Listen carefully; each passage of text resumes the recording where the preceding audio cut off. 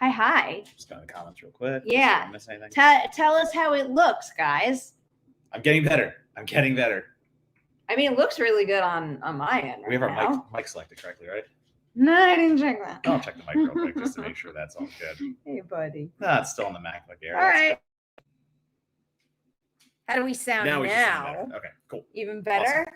What's up, guys? Happy Friday. We have a super chat already. Happy Friday. Where's our super chat? I just see the $5 popped up, so let me find they are. Bring it on up.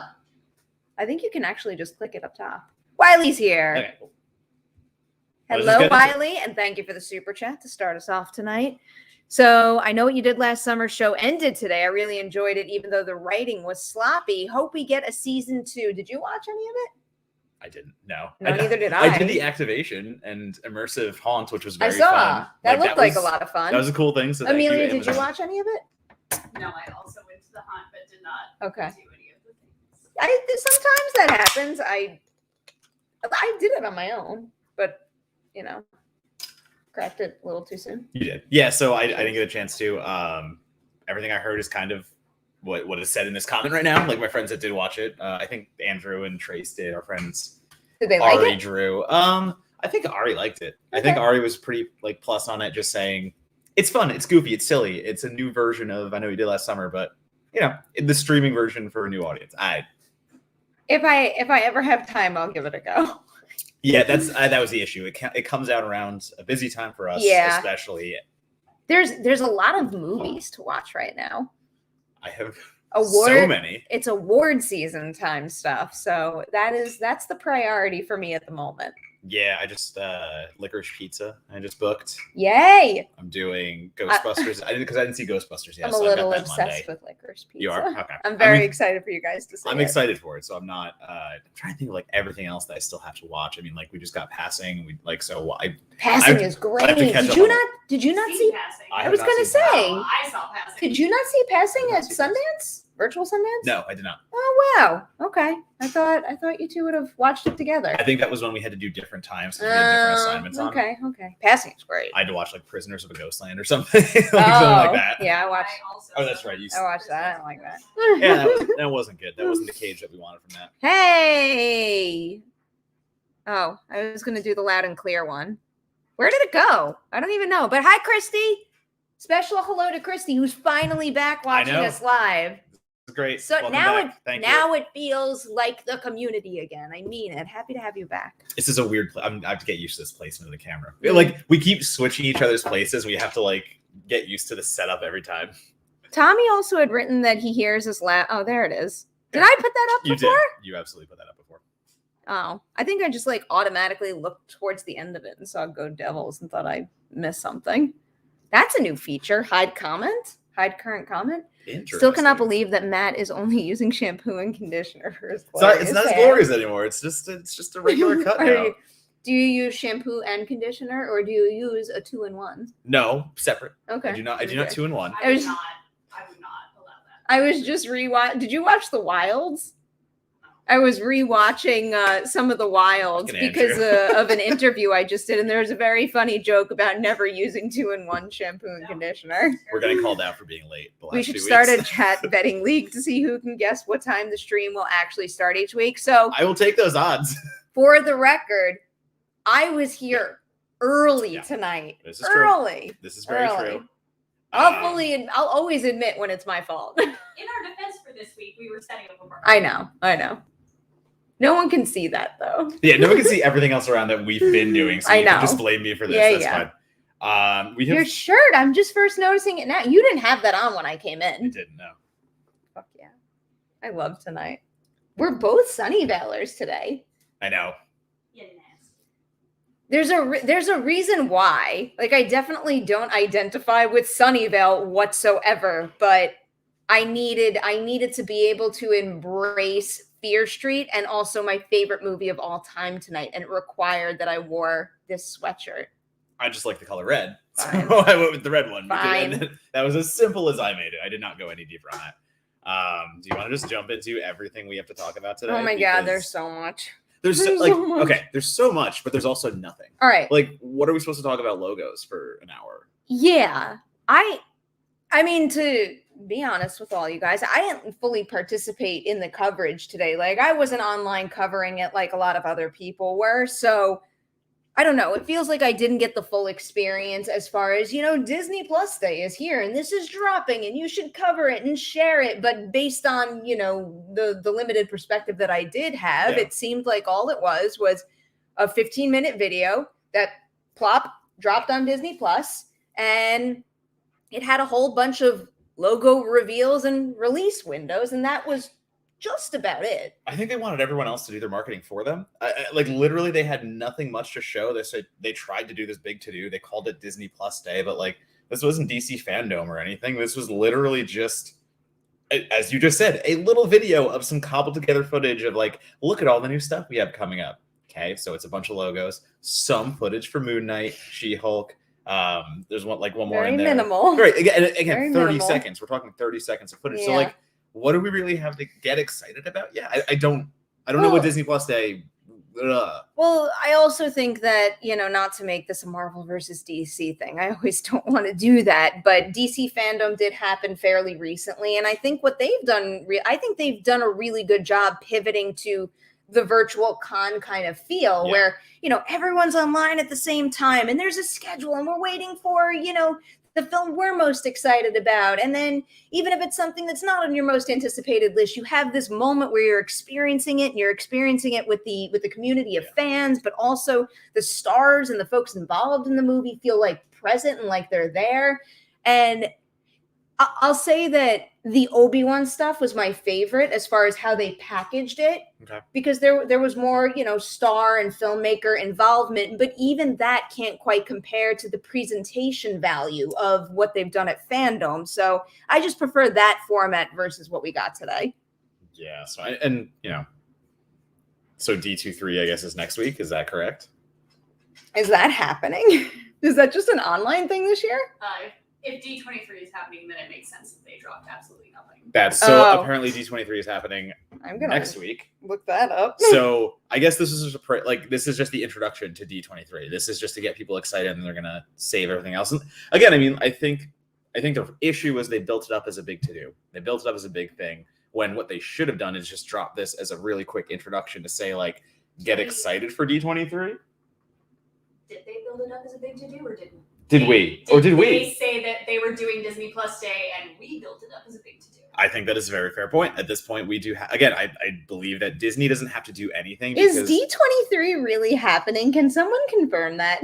Yeah, we need confirmation here. AJ, we need some confirmation on D23, because it would make sense. If D23 is happening next week, that would make sense. I just hadn't heard nothing about that.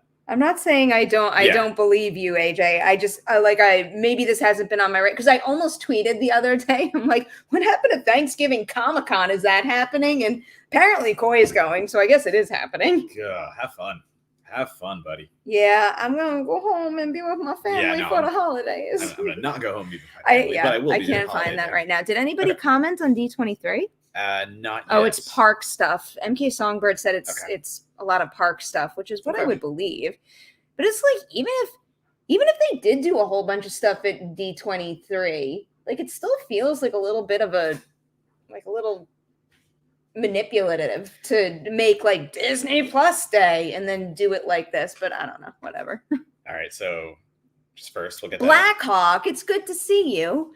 Love Perri, future movie trivia champion. Start the night off right. Love both hosts. Good Friday to you all. Thank you so much for the support and the super chat, Black Hawk. We love having you here. Absolutely. Okay.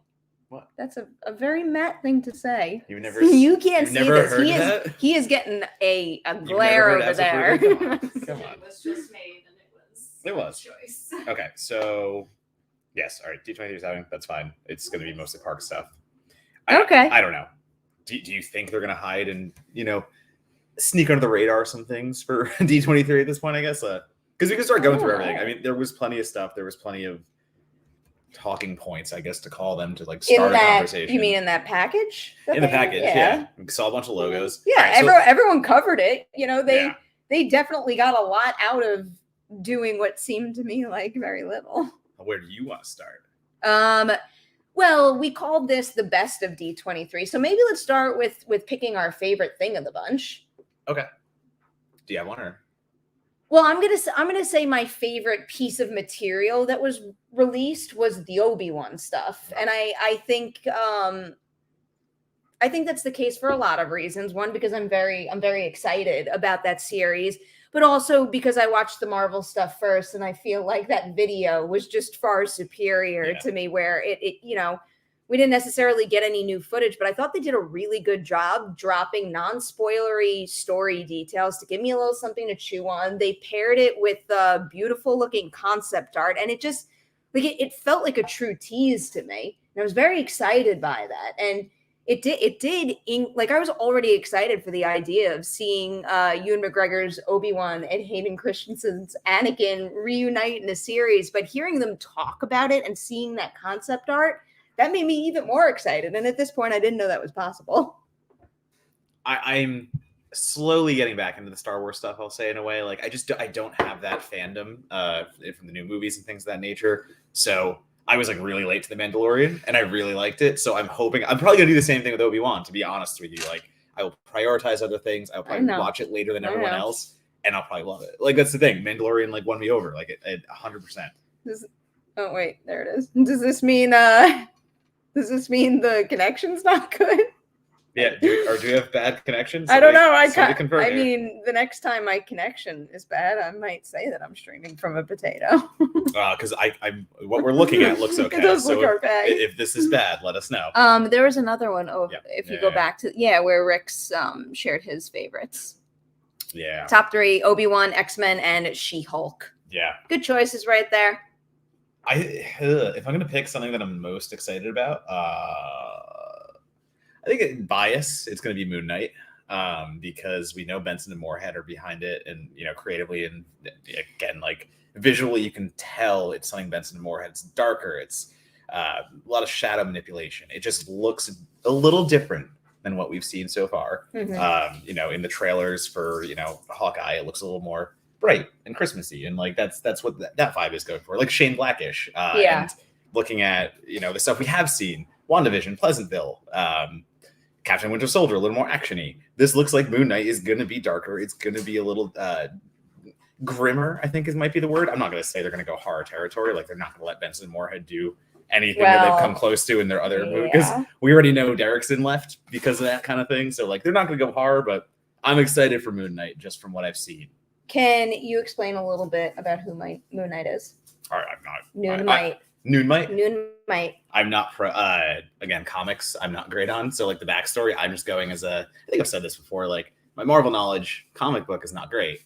I approach everything new. I approach everything as like the movies are teaching me in a way, I guess, and like that's how I've been approaching all of this stuff. So what I've gathered from the trailer, Amelia, correct me if I'm wrong, but both voices are Oscar Isaac. Yes. Okay, so Moon Knight has the two voices going on at all times, and that's what you see in the mirror shot, where you have Oscar Isaac in the mirror and Oscar Isaac walking away, and they're not together. So like two people fighting bodies, that kind of thing. Some of the visuals in that footage look really, really pretty. Benson and Moorhead know what they're doing. I wanted to look it up because it's not just Justin Benson and Aaron Moorhead, who we're both really big fans of. So let's see what we got here. Mohamed Diab is set to direct 4 of the 6 episodes, alongside Benson and Moorhead directing the remaining 2 episodes. That's the directing team right there, and I'm excited about it. Yeah, so I do think Moon Knight, we are getting a little connection thing there now. I don't know why, but I think that's my big one. And going down the list, like, cool, Marvel Zombies. It's an animated Marvel Zombie show. Like, I'm into that 100%. So that's your next favorite thing? I mean, for my obscure tastes in Marvel, yes, okay. I think that's number 2. And we had a taste of it in What If, and now we're getting more of it. And I've always wanted to see more of it. Like, live action, I really would love to see Marvel Zombies, but I knew we were never going to get that anytime soon. I think I'm gonna go Obi-Wan being my favorite thing that I saw. I'm gonna put Ms. Marvel next. I thought that footage looked real good. That cast looks super charming, and I don't know. I love the pops of color in it, and I love getting a movie about young heroes played by young actors too. I don't know. There's just such an authenticity to that little snippet that we saw. And I don't know, the charm value is just through the roof. It looks like something that I'm really going to enjoy. Well, so I think I'm going to make that my number 2. I think that's a little bit of like the Shazam effect because, when we have the adult superhero story is one way. It's like usually someone down on their luck or someone that like needs to get reborn in a way. And then they become the superhero and that's their ascension back upwards. Not all the time, obviously, but like a lot of the time. When you have like a Shazam movie where it's kids turning into superheroes, there's just like more magic and whimsy to it all. Like there's more. It's not something they look at and they're like tired by or like, God, I have to be a hero now or something like that. Like when a kid becomes a hero, it's like, holy shit, I'm a superhero. And like, that's the rest of the movie. Like that's the energy for the movies. Mm-hmm. So movie or show, sorry. So I agree with you. I agree with you there. They have a lot of zip, a lot of like energy in itself. So. Okay. I'm trying, while you were explaining that, I was trying to think of what my number 3 would be. I think my number 3 would be, so if I go Moon Knight, zombies. You don't have to just stick with Marvel, by the way.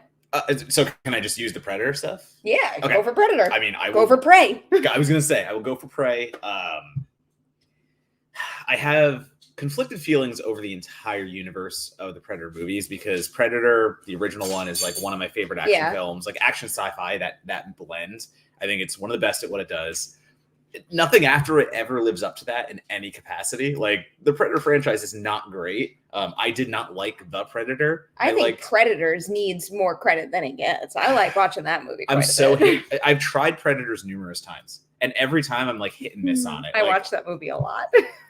It's dumb fun, but it still doesn't capture the essence of a Predator movie for me for some reason. It's very hard to do that. Yeah, so like it's just always been this thing where I'm chasing that high of Predator. And I'm chasing that, like, I hope Prey is that one. Like, going prequel and going Comanche and going, like, totally old school primal. Dan Trachtenberg.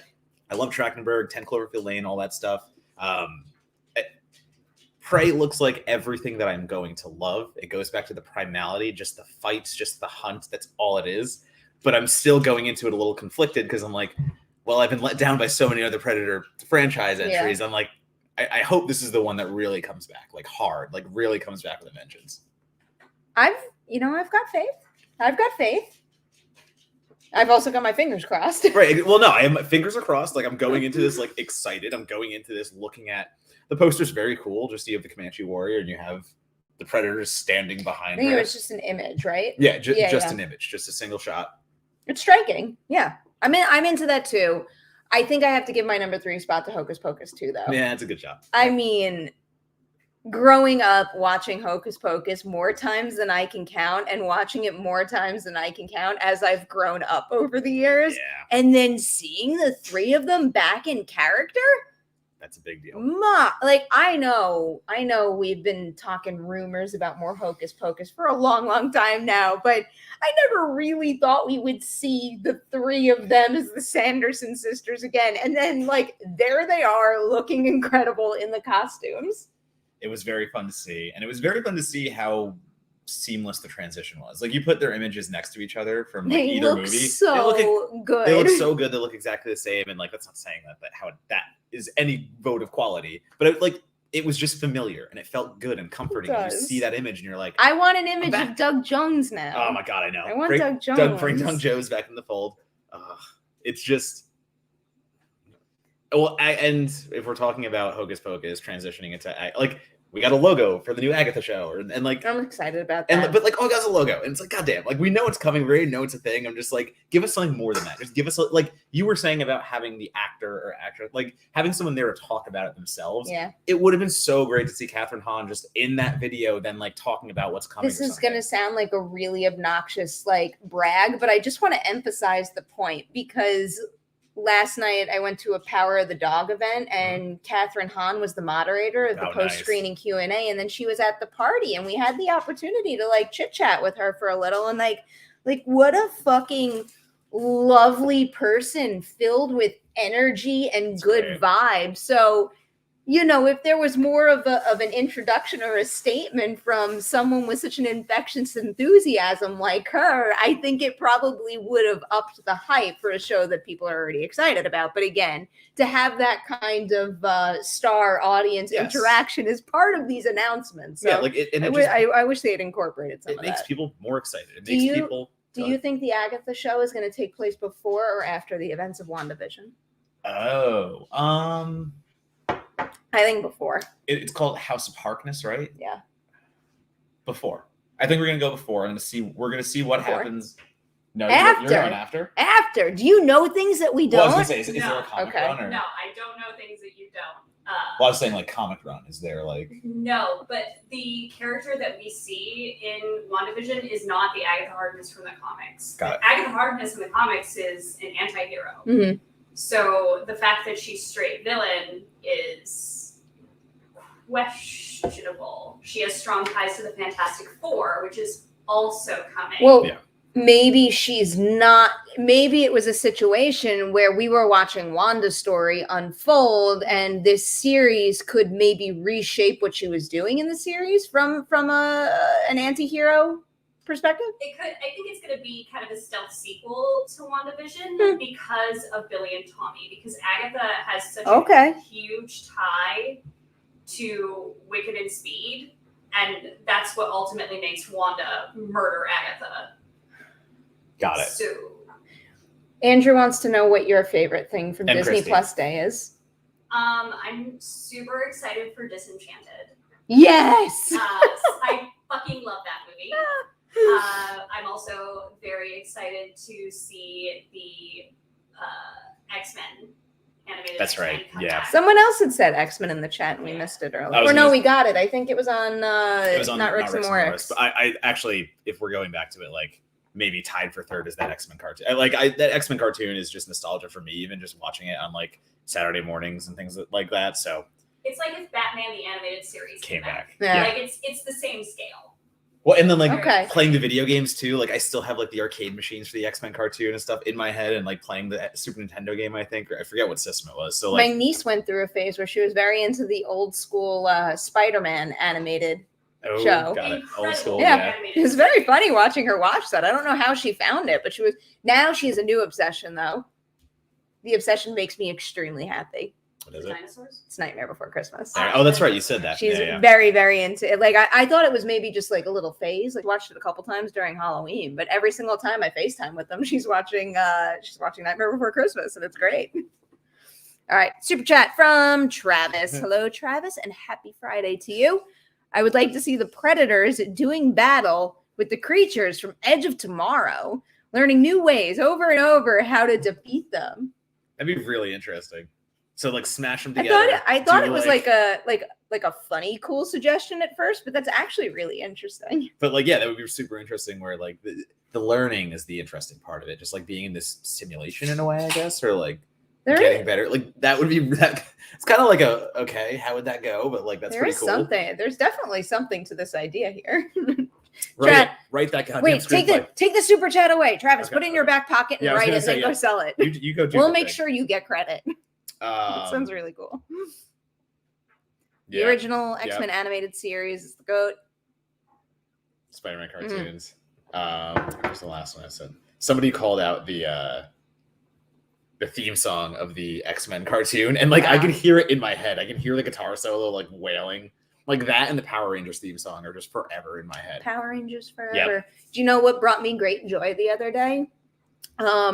I'm always comfortable with saying it when it's in the can because that means it hasn't fallen through and it's going to happen. I recorded a Ladies' Night episode with Rose McIver for Ghosts. Okay. And she was a Power Ranger at one point. And there was just like a whole chunk of the conversation where she just told me about the reality of what it's like to play a Power Ranger. And it's fascinating. It's very, very, very interesting. I won't tell you any more so you actually watch the episode, but I'll let you know when that What do you think about this? What do you think about this? They need to keep predators off Earth. No. But so what if it's predators, not the movie, the actual like being? So it's the predators, and they have been on Earth enough. They've done Alien vs Predator, like, and it is fun to watch the Predator and the Alien, specifically Xenomorph, fight, and humans are just caught in the middle. I would have fun if the predators do their thing on a different like planet. We have a different species, we have a different everything, and like we get two alien species fighting each other. Like I think that would actually be a fresh take versus what we've seen at this point. Because like how are humans going to beat a predator? We've done this over and over again. Well, I think that they're going a smart route with this new movie. Like, I know they keep saying this phrase too, where they're like, go back to the roots, and it's just a person fighting a predator. I think them going back, what is it, 300 years? I think that's a smart approach, and having a different person battle a predator. I think that's definitely the route to go. In hearing you describe what you just did, it sounds like a lot of fun, and it sounds really cool, but it also sounds too ambitious with too many pitfalls. Like the idea of having to, create, like, literally movie magic wise, create another planet, and also create another being, and also that alien character would have to compare to like the classic character of Predator and also Alien. I just feel like there's a lot working against that idea that would set the bar like so high that the odds of them achieving that well enough would be too minimal. Fair. I don't know. Just very like it sounds like I have no faith at all. No, it does tickle the curiosity, because like the Predator mold at this point is just humans dying in countless numbers to finally just defeat one of them. Mm-hmm. We get it. The Predators are super overpowered. So the interesting part to me would to have them fight a different alien species that can actually hold up to them. Like that to me would be the interesting part. It's no longer this like mutilation movie. It becomes a fight for the Predator themselves. But like on Earth, it's a mutilation movie, but it's also a movie about, human beings outsmarting them. Like it's not just about brute force. It's not. No, they have to, because brute force they don't win. Brute force they lose. They have to outsmart. Exactly. I get it. I think the Predator was such a mess that it kind of it made me want something different. Like I think that's the main thing. That movie was rough. Yeah, the movie was so rough, and it, that in itself was just, the Predator was rough because like there was no continuity, people dying. All of a sudden, like one character's off by himself and it doesn't matter, and all of a sudden Yvonne Strahovski was like barely used. That thing was such a mess. But in any case, like there could be something fun. I think there could be something fun to that. Yeah. I think the alien way would be a cool way to go. Okay. And not saying xenomorph alien, like create something new. I don't know. Give us something. Go all out. Go balls to the wall. I'm all for taking big swings, but maybe don't take that big of a swing after you just had a crappy installment. I think that's when you take the biggest swing. Like you just had a crappy installment after another installment, if we're counting the second Alien vs. Predator. So like crappy.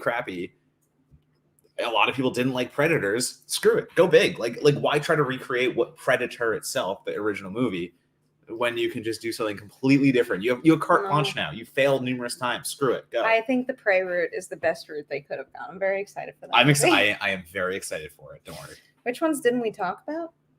Oh, I didn't even watch the Sex and the City trailer. I don't think. I mean, we don't. We're fine. I don't think I care enough, to be honest. These other ones are basically She-Hulk, just like there was actual She-Hulk. We didn't talk about that. There was She-Hulk actual footage, so that's something. Yeah, I'm a massive Tatiana Maslany fan, and I've never seen her do anything less than exceptional. Yeah. So I've got a ton of faith in her, and I feel like if she makes the commitment to join the MCU, she's doing it for a good reason. So that also gives me a whole lot of faith that the material is really good. Yeah. And I liked what I saw. It wasn't very much. And it's the type of like quick cutting trailer material that could completely change when you see it in the context of, either the full show or even a fuller trailer that is specific to She-Hulk. But so far, fine by me. Yeah. I like what I saw. I'm excited. I was more excited for She-Hulk probably than like anything going on. I think it's a premise they can do a lot with, and I think the TV show everyone is going like with different ideas. I see that, but yeah, they're going in a direction. I am excited about She-Hulk. Like again, I'm excited about that kind of character right now. They've played a bunch of Marvel characters that kind of overlap in my sense, and so I think She-Hulk route is something that can be very new for them, and they can have a lot of fun with it. And again, the last line she delivers, like we were laughing at it being like it's goofy, but you can tell it's for like a public access TV commercial, and it's supposed to be. So they're gonna have fun with this, and they're gonna have fun with like the lawyer angle, and like I'm very annoyed. Yeah. Wait, go back to the Squid Game one, Mirror Domains. Yeah, that's fine. You can go there. Put Predators in a galactic Squid Game. I think the fuck out of that. I think you just solved the problem there. That's the movie I want to see right there. You still haven't watched Squid Game, have you? I've not. No, we're working on it. I mean, you have to because there's going to be more. I'll get to it eventually. Don't worry. I don't believe you. Also, what do you think about it going to Hulu? Like last thing on Prey, What it is going to Hulu? Like, do you like? I don't know. The fact that they're just putting this to streaming. Do you think that's going to be anything different than what we would have gotten in theaters? Or man. I would very much like to see it on the big screen, but I feel like if it was a concept that was more like, I guess, like big, like Predators, where there's a lot going on in a whole nother planet, maybe that would necessitate big screen viewing. But if it's more character focused, then maybe you can get away with a Hulu release and have it kind of catch on and have that viral effect to it. But I don't know. I feel like in what I just said, I'm just making an excuse. I tried to make myself feel better about it going to streaming. Yeah, I had that. Like, listen, I don't think there's a stigma. I don't think there's anything wrong with going straight to streaming, things of that nature. But when you think of seeing a Predator movie on the big screen for this whole however long, like, everything I've seen for Predator has been on the big screen. I've even found a way to watch Predator on the big screen. So like I've seen them all there, and it does suck a little bit that this one is just going to be on Hulu. And I think it's the same effect of like Paranormal Activity Next of Kin. I saw whether or not it's a good movie.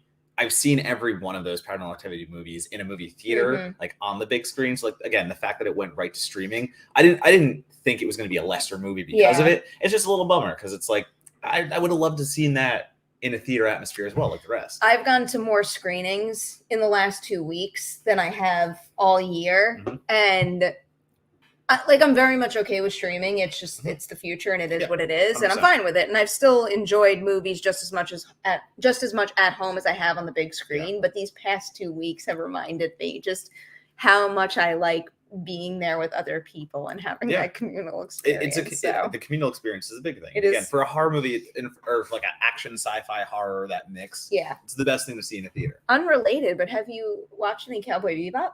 I have not yet. Nope. Okay. No. Well, I mean, like the embargo's up. Yeah, I have. I mean, I guess I could tell you guys I only saw the first episode because I went to that event last night. That's right. It's not great. It's just. I don't know anything about the source material, so I'm not someone who's coming at it, with that love of it and wanting to see it, respected or broadened or anything like that. Like a lot of what I'm hearing is that it's pretty much an exact copy of the anime, and that this new version doesn't add anything to it, which is making some folks upset. But just from the standpoint of someone who knows nothing about the source material, they're taking like real big creative swings. They're doing something like wholly unique that I haven't quite seen before, just with like the style and the tone and the pacing and the color and the landscapes and the abilities that people have and the tools that they use. And there's definitely a lot of interesting stuff there, but it doesn't come together right.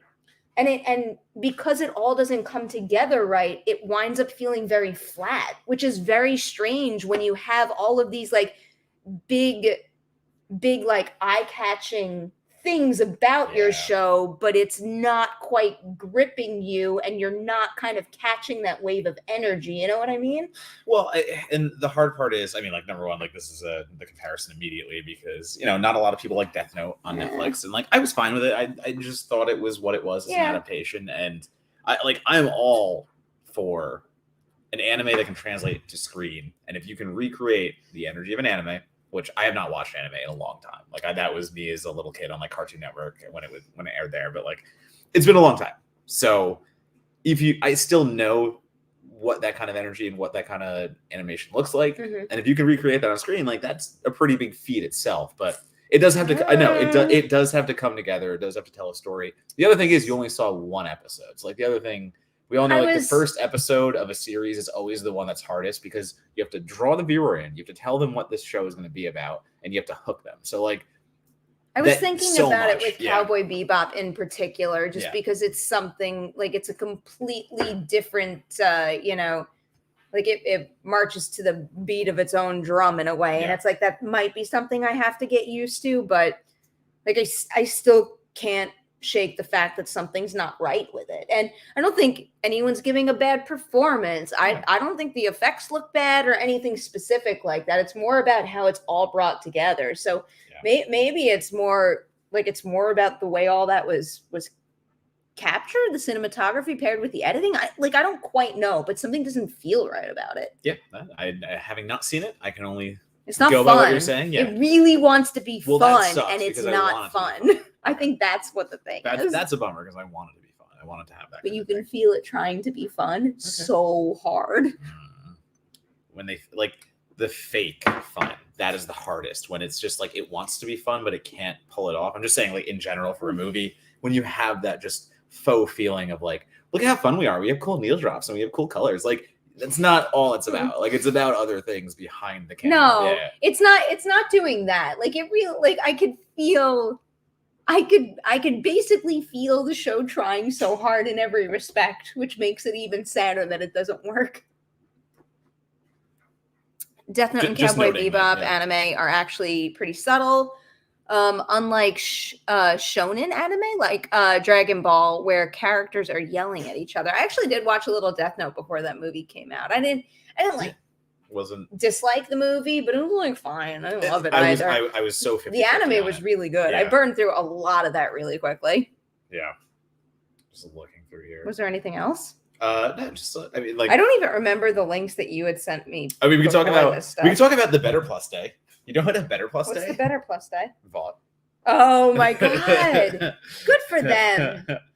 I don't know if you guys saw this, but watch it. Yeah, you should watch it. The Boys released a bit of a parody teaser of Disney Plus Day, and it is it's very The Boys. It's very funny. It put a big old smile on my face, and there's something about the show that is promoting just the worst kind of company public facing as the best kind of company.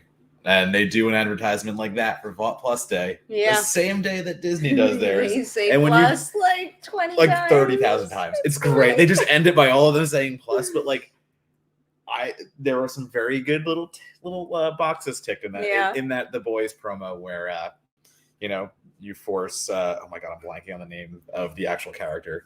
But like you force the one character to come out and talk about diversity, and it just feels kind of fake in that one. And it's kind of like Yep, it does. Yeah, you're right.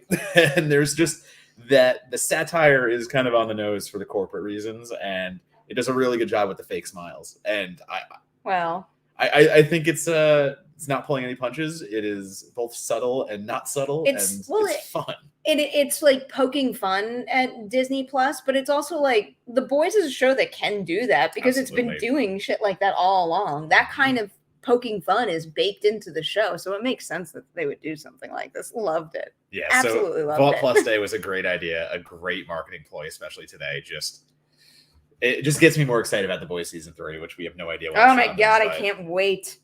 Give me that show now. You had sent me a whole bunch of links before that. This is literally the first time I'm looking at the articles. That's fine. I just sent you some links that we could talk about. Like, there's nothing. Did you have a favorite? Oh well, I mean Rogue Squadron getting delayed. Man, I even covered this the other day, and I forgot the reasoning behind it. According to the Hollywood Reporter, Disney and Lucasfilm have taken the movie off the production schedule entirely. Pre-production was originally set to begin later this year, with filming expected to start at some point in 2022. Previous commitments that Jenkins had to fulfill were cited as the reason for the delay.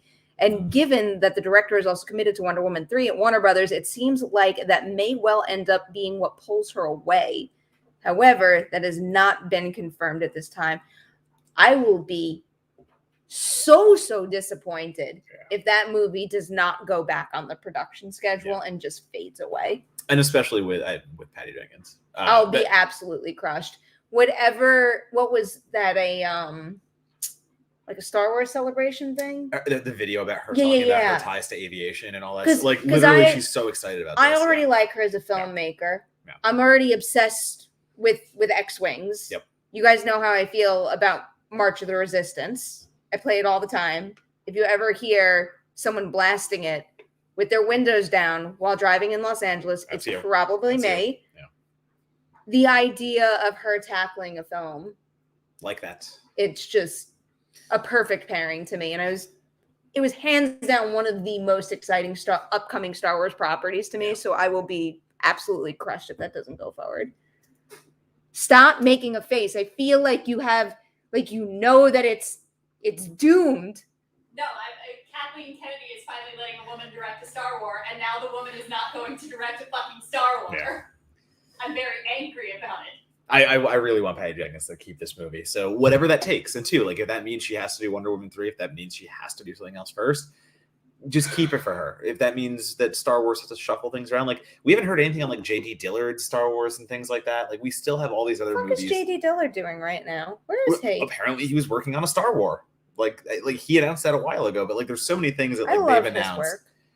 I love his work a lot, and he got pulled into the Star Wars universe, and he got pulled in to do something there, and I really wanted it to like happen quickly so he can get back to doing other things that he's done. Like I really like Sweetheart. I think he's got really good ideas going on in like the genre sphere. So I want more Dillard. I want more of that, but there are so many things they can slot in before Rogue Squadron, and do it. Go for it. Like let Patty Jenkins keep Rogue Squadron. Again, one of my favorite like Star Wars video games too. I love Rogue Squadron. Playing that on the N64, that was so much fun.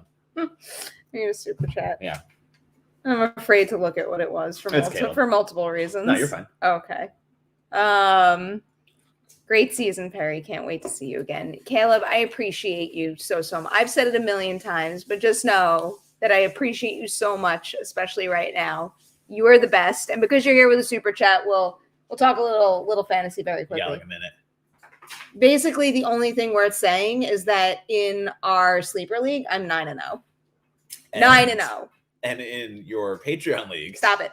That's where the conversation ends. I can say that because I'm doing better in the Patreon league. No, we can talk about the Patreon league because do you know who I'm playing this week? Me. This is actually huge. I'm gonna crush you. No, you're not. Maybe not. You're not. I might not. You're not. No, I think I'm projected to beat you. I know. No, you were, and then I fixed my lineup. No. Yep. No? Yep. Like, did you fix your lineup within the last couple of hours? No. But I'm like 80. No, I am still projected to beat you. Well, Christy was projected to beat me too, and she knows. I saw what happens. I do have a lot of Washington football players on my team, so I know I might lose. In any case, I am benching Antonio Gibson. Yeah, you should. I am benching him. He's been in Jabroni all year. J.D. McKissick, you will play on my team, but not Antonio Gibson. Makes me sad. Christy knows what's up. Makes me sad. That's very impressive, Perri. Matt is sneakily coming back and scaring me. Look at my points over the last half. I know. I drafted that team, and they're finally playing like the team I drafted. Shit, you're number one in our league. She's number one. Yeah, you're number one. I knocked Christy out last I'm like so on the bubble right now to get into the playoffs. I need to get like. You're number 5. I know. And keep in mind, we're playing in a 16-team league, so there's like a lot of competition and so little options on the waiver wire. It's tough. Y'all let me get Cordell Patterson on the waiver wire. I know. That was huge for me. All right, Valentin has asked multiple times. Do you think Shang-Chi could join the Avengers? Yeah. I think we're so far away from another Avengers movie, but yeah. Well, that's what they're building up to, right? Like, I mean, we've had our Avengers movies. Is it going to be the Avengers again, or is it going to be some kind of team up now where, like, the Eternals are in the mix, like Shang-Chi is in the mix, like all these new heroes are coming back to the mix? I feel like just for clarity of like branding, yeah, it would be Avengers. It's going to be another Avengers movie. Got it. Okay. Avengers. But yes, I think, of course, I think Shang-Chi is going to be in there. I think that's going to be fun. It's going to be fun to see the roster change because we've spent so much time with the heroes we did. And it feels like obviously Endgame was Endgame for a reason. Mm-hmm. We said goodbye. We moved on from a few and other ones have taken the mantle. And just in the sense of, whether we talk about Yelena taking over Black Widow and Hawkeye, like we can presume that Hawkeye is going to hand the mantle in his show. So like we have a completely new team coming out here. Love Haley Steinfeld. And that is really exciting to see like Haley Steinfeld, to see everyone else coming in there and like take over these roles. So I'm excited for the next version of the Avengers that we get. And Shang-Chi will be part of it. Like all these people will be part of it. And that makes me very excited. Yeah. I like that. I mean, I like, clearly I didn't like Eternals, but I liked a lot of the new characters that we've gotten over the past couple months. And like we're still waiting on Blade. We're still waiting on like so many characters to get introduced in the future too. So like, I'm excited for Blade. I am. Well, yeah. Well. In movie form, full movie form. There's a good article on Collider about Mahershala Ali talking about joining the MCU. You should read that article. I feel like there are so many people that get they get the ability to join the MCU and they just get so excited and they just have so much fun with it. Like, that's great. It's like one of the biggest film franchises out there. It's like, it sounds like a freaking awesome thing for like a million movie magic reasons. This is actually an interesting point. I'm worried that the Shang-Chi and China situation would prevent a meetup. I don't think that would. What time are you planning on wrapping? Like 7:35-ish, 7:40-ish. Haley is on the way. Okay. Yeah, that's fine. I'll let her in. Sorry. I feel like we should tell everyone why we're wrapping at a particular time. Oh, that's fine. Yeah. So because I'm heading out of town to go hang with family for the holidays, we're having an early birthday celebration. So when we wrap Merri Hour tonight, there are going to be some very fun festivities with some wonderful people. So that is why we are keeping the show. I was going to spin it to show what was on the other side of what was going on. I wish we could show. I know. I'll do it at the end. Wait, I took a picture of it. I can do it at the end. I mean, but I want to show them right now. It's so cool. This is happening. This is where it's at. So, like, this wasn't a store-bought cake. It was made by a wildly talented individual who I can't believe can make things like this. Wait. I got down a little bit. Look at that. Look at that. I'm staring at the picture. It's like literally right there. But I'm like in awe. And we have turned the apartment into, well, not, we Fear Street as much as we could. We have red moss everywhere.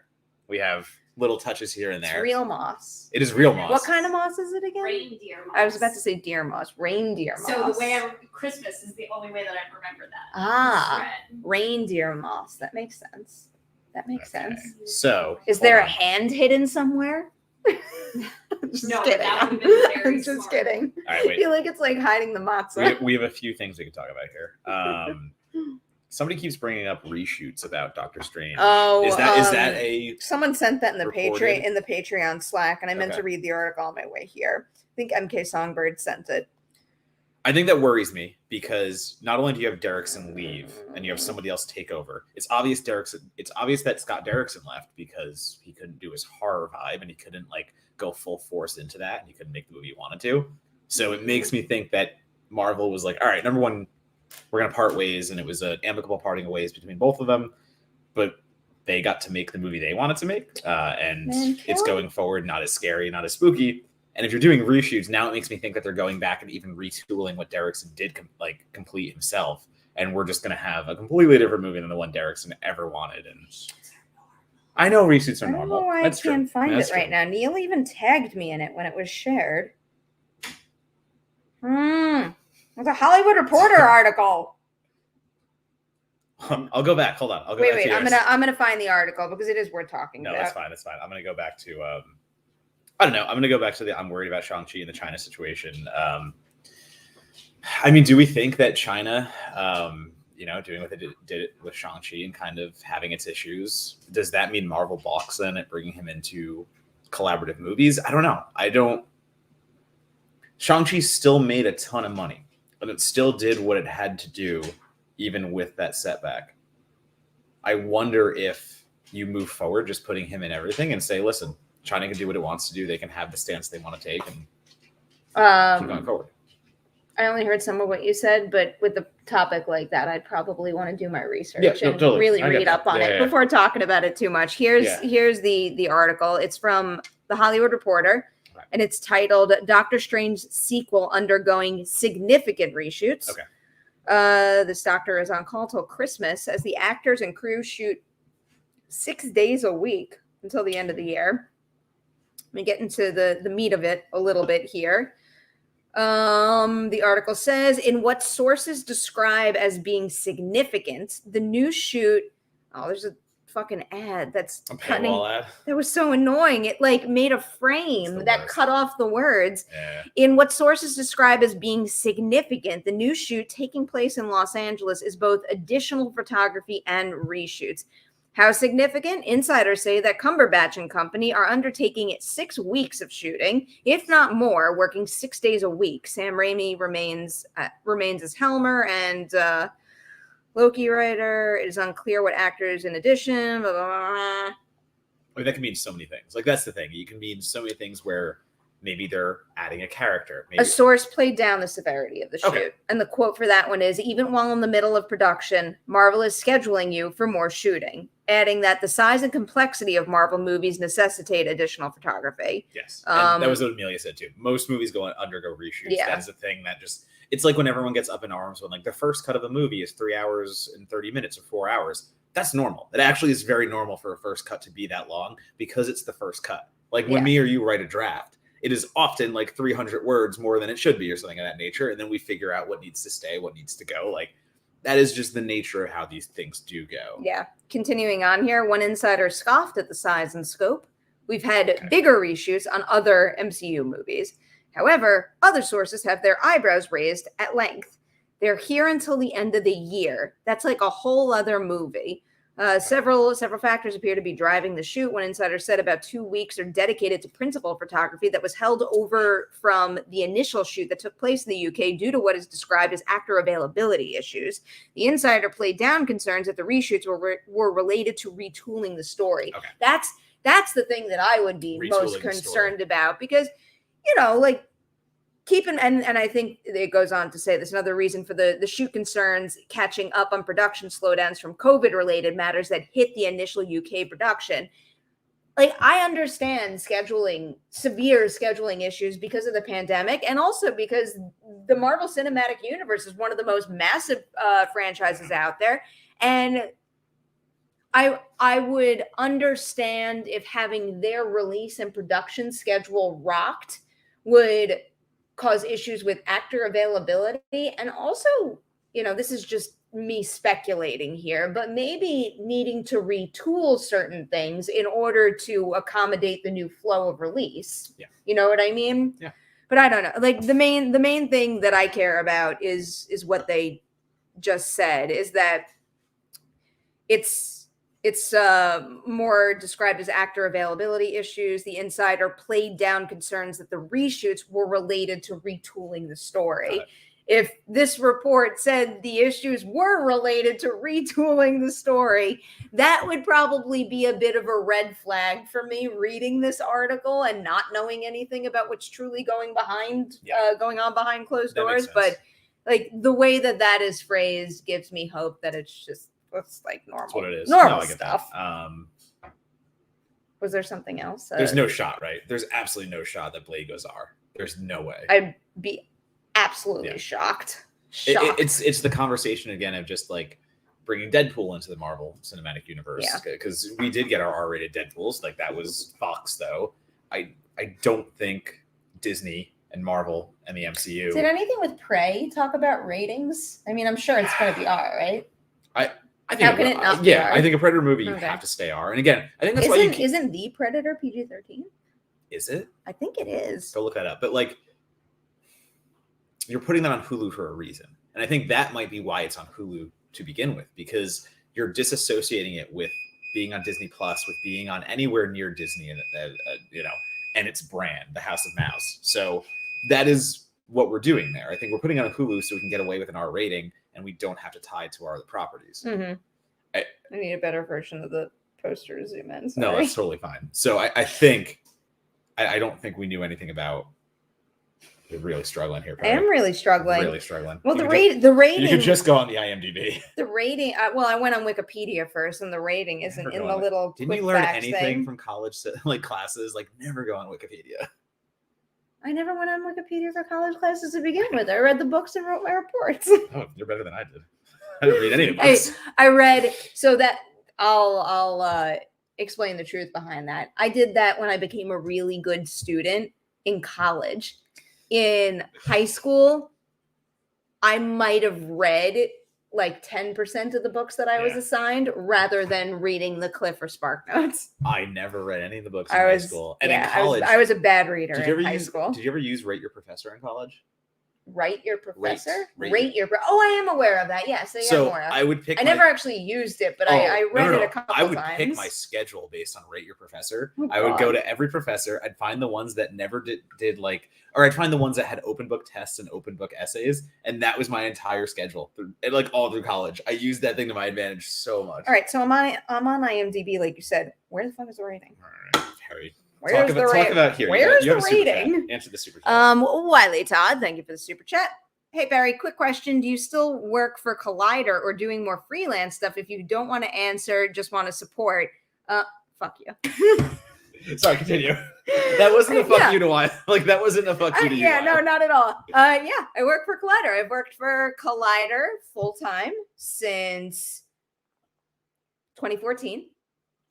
I remember getting a call from Steve while we were shooting Child Eater about if I was interested in working for the site full time, and I took the job, and I've been with them ever since. And I was actually a freelancer beginning in April of 2012, I believe. So it's been an almost 10-year journey with them. Wow, that's insane. It's a long time, but yes, I am still Collider.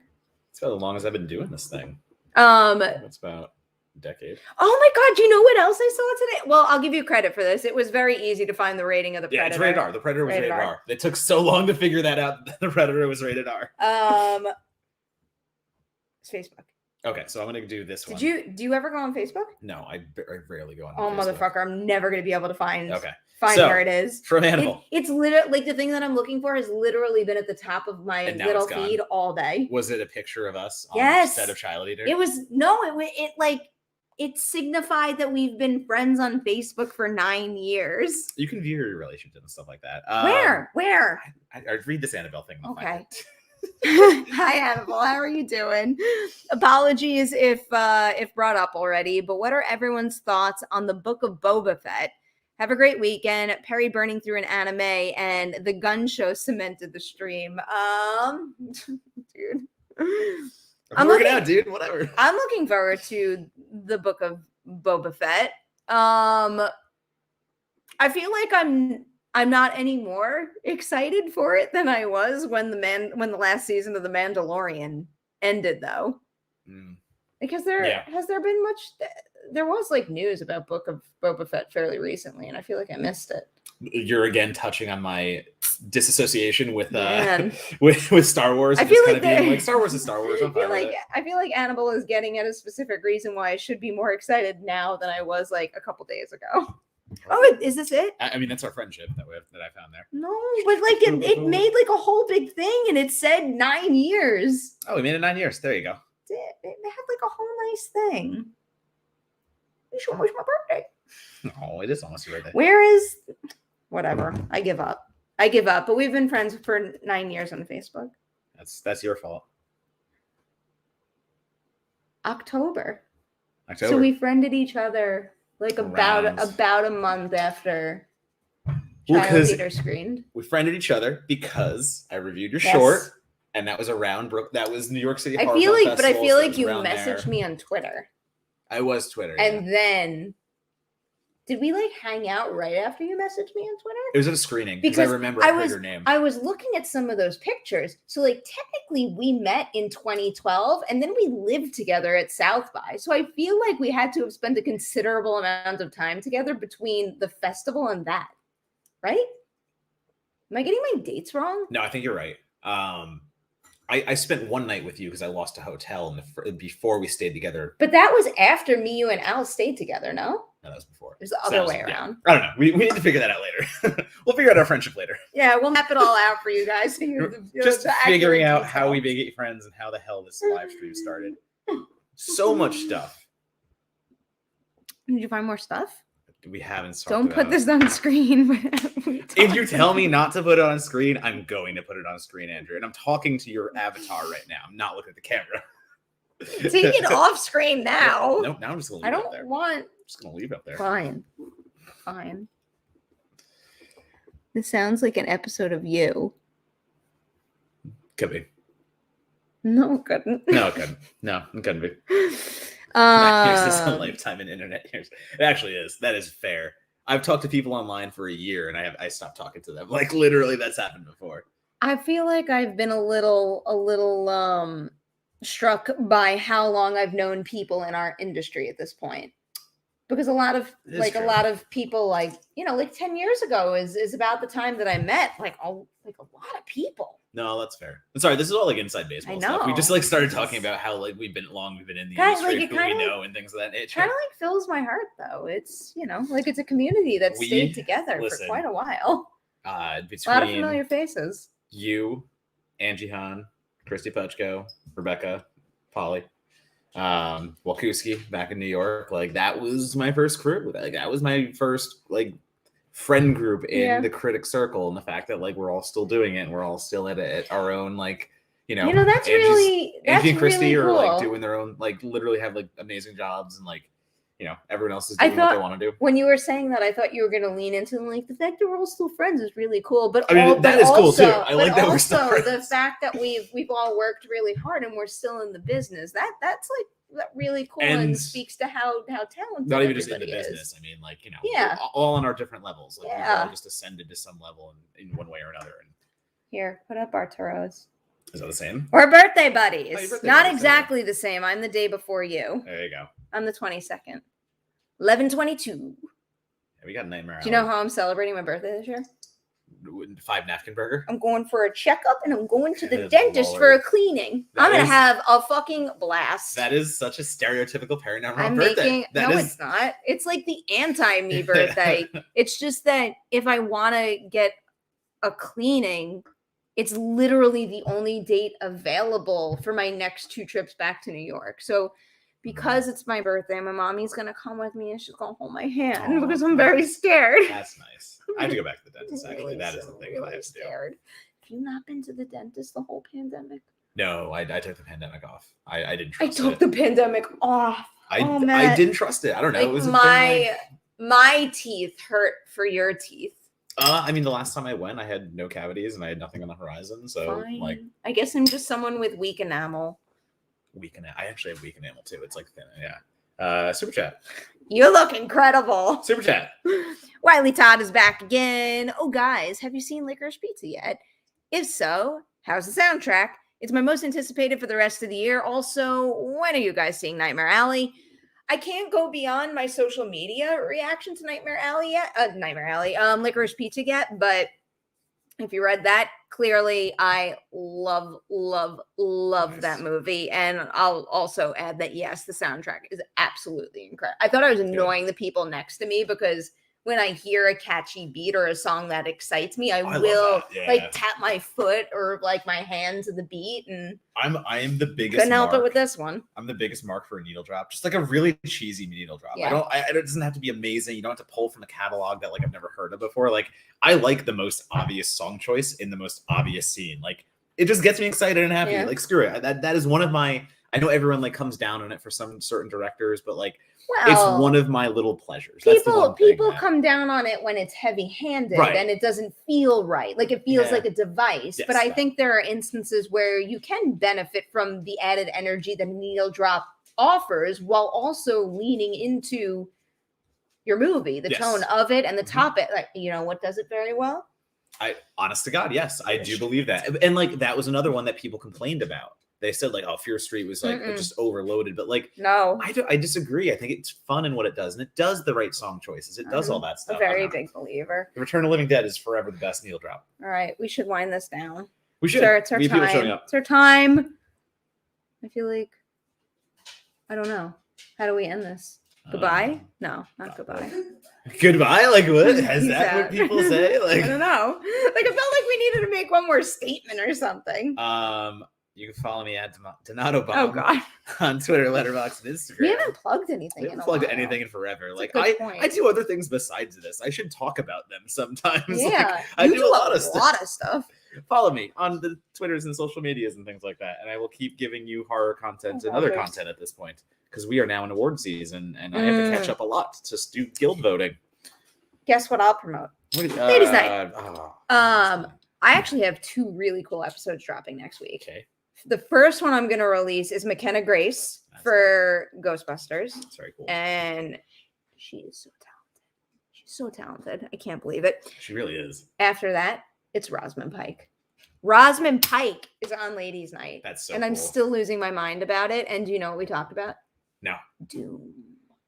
Do you like Doom? I fucking love Doom. I knew you would love it too. I wrote. I love Doom. The best drinking game I ever wrote Doom. was for Doom. I told Rosamund Pike that there is nothing better than hanging out on a weekend, having some beers, and watching Doom. And I believe it. And now I want to play your drinking game. I wrote the drinking game for it. It's my favorite. Like I had. I wish you told me about this before I spoke to her, because maybe I would have challenged her to the Doom drinking game. I am literally one of the only people online that will admit that I love Not Doom. anymore. Yeah, no, this is great. I'm glad we're doing great. When I publish that Doom! clip, it's gonna be all over the place. Fucking Doom. Also, all yes, right. True, oh, sorry. No, I'm just saying it's true. It's very true. Accurate. All right. I'm gonna let Haley in. We should. Oh, is she here? Yeah.